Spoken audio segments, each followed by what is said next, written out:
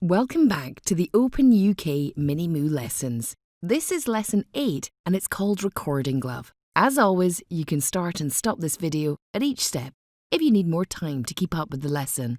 Lemur saw the training glove project that you built last week and absolutely loved it. But she wants to be an expert coder and build something that she can improvise with without having to flash new code onto it all the time. She's done some programming before and she suggests that using something called an array would be a good way to do this. Can you make a glove that records gestures and then plays them back as a tune?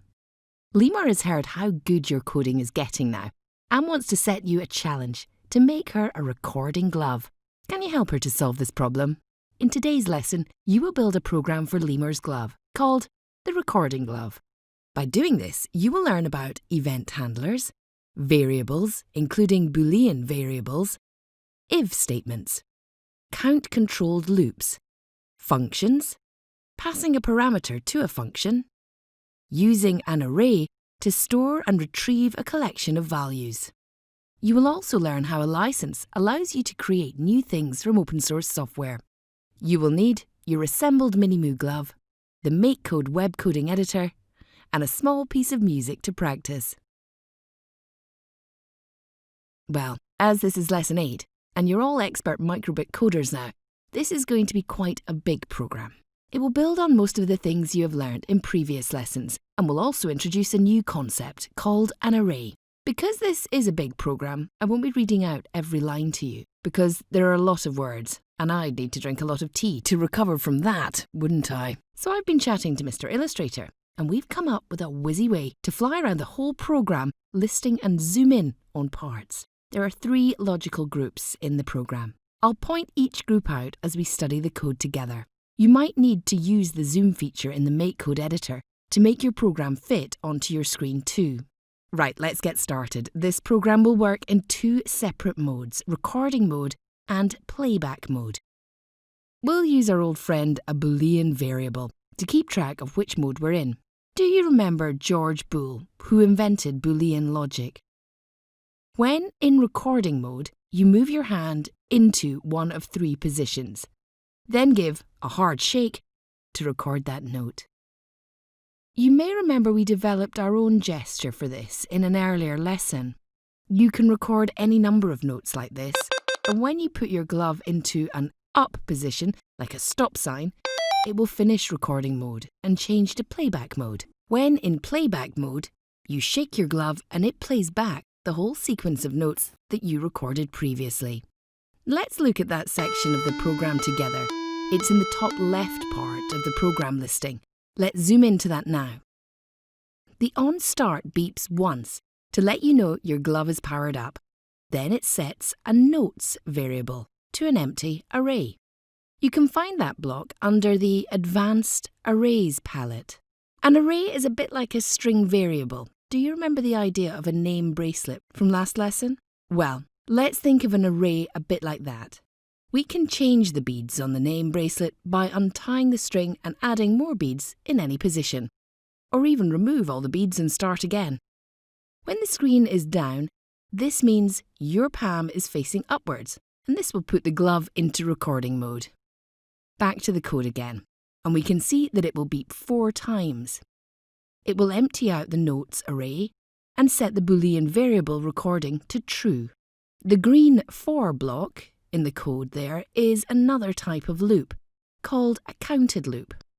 It just loops around exactly 4 times, counting 0 to 3 to make 4 beeps. Finally, the on logo up detects your hand as a stop sign. It uses the Boolean variable to check that the glove was in recording mode. If it was, it plays a short jingle, so you know it's finished recording, then sets the Boolean variable recording to false again. You can stop the video now and enter all that code. You might like to flash that part of the program onto your microbit and test that it enters and exits recording mode correctly.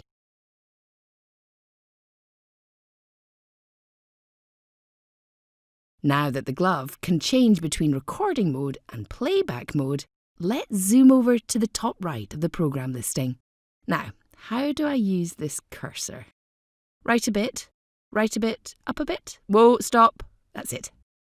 Now, this top right corner of the code is quite similar to your other programs. Let's just look through it together. We have 3 event handlers, one for each of the 3 notes.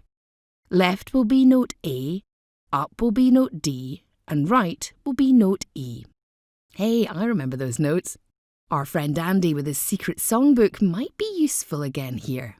Now, play note is a function, and it takes a parameter, which is named note.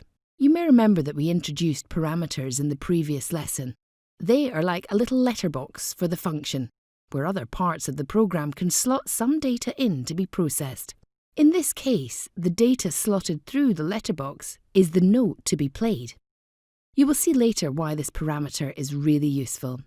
Now that's an interesting thought. How do small programs turn into bigger programs? Let's just think about that for a bit. We're all getting quite advanced with our microbit coding now, and it would be great to be able to write bigger and more complex programs, wouldn't it? Well, one way we can write a bigger program out of parts is to use functions. We've used functions for a few lessons now. They're super handy. They allow you to collect together lots of lines of code into a group, give the group a name, then just shout out that name whenever you want that code to run. There is a new feature in MakeCode that was added especially for you expert coders, like Lemur, who want to write bigger and more complex programs. The engineers at Microsoft added a little arrow to the right of the function block. If you press on this, it will collapse your function code so it's really small and doesn't take up lots of screen space. Try that now on the play note function. To get it back again, press the down arrow that's on the function block and it will expand to show your code again. Now that's really handy. Another way you could write a big program is to copy and paste code from other programs. You can click on any function or blocks of code to select them. Use Ctrl-C on the keyboard. Move to another program and then use Ctrl-V on the keyboard to paste it in. That's really neat. I don't know about Andy's secret songbook. I think I'll start writing Steph's microbit magic tricks. Right. While I go and write down that super idea, let's get the code back on the screen again for you, so you can get that second group of blocks into your program. Oops, wrong button. This one. Here it is. Here's the code. Stop the video here and let's get that code entered.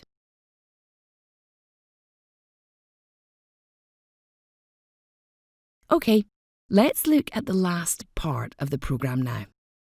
Down a bit. Stop. Let's just talk through this final bit of code together. The forever loop is just like an earlier lesson, where we used the accelerometer to build a hard shake gesture.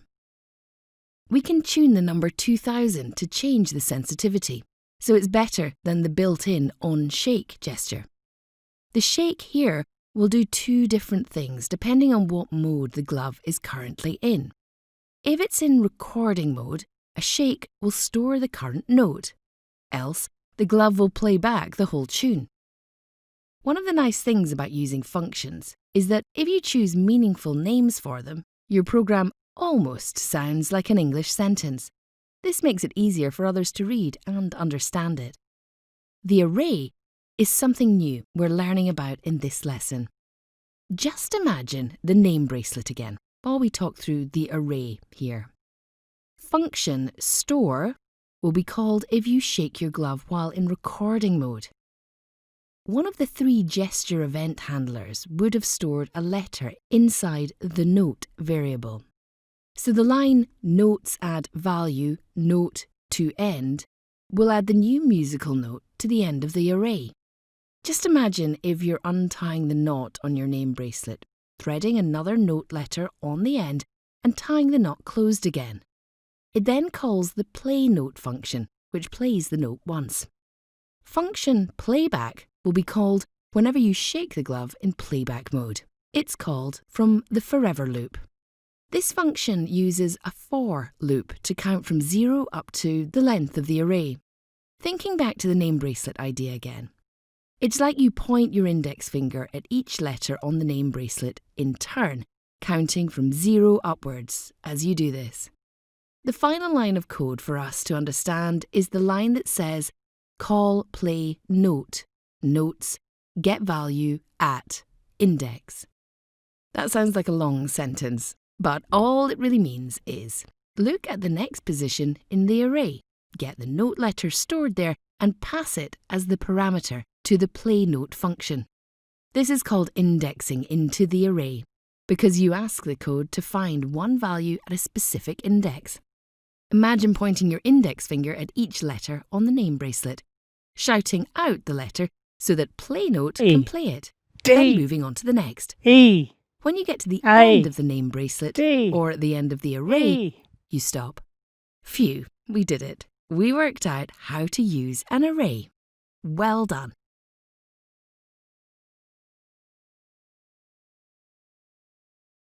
Just a final thought.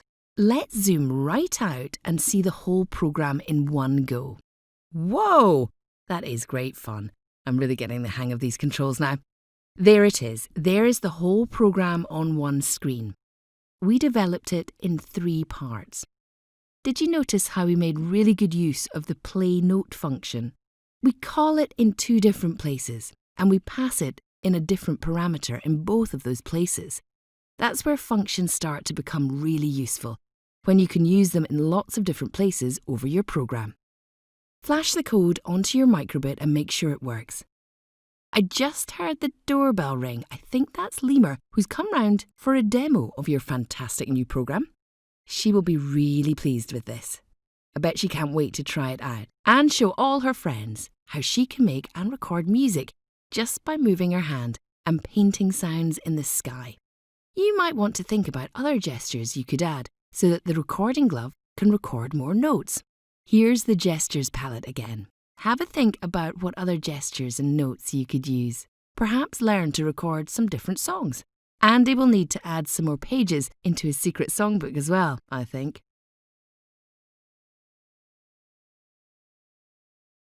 Let's just finish like we normally do by looking at open source. We've learned recently that the person creating the source code owns the copyright, but that they can give rights to others via a license. That license sets out what others can do with the program. We've also discovered that we can learn a lot about coding by looking through the source code written by others. We spent a bit of time looking through the source code of MakeCode and the Melodies code. But now you are a creator of source code yourself. Wouldn't it be great to be able to make changes and enhancements to the open source code that you use? What exactly can we do with this code we're already using? Well, let's look at the license. Here it is. This is the license for the Melodies code from MakeCode. I'll use my new zoom feature to take a closer look. Down a bit, right a bit, stop, there. See the word modify.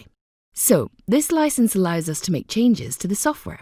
We have to make sure that we leave the copyright notice and permission text in the program when we change it. Some folk call that the header.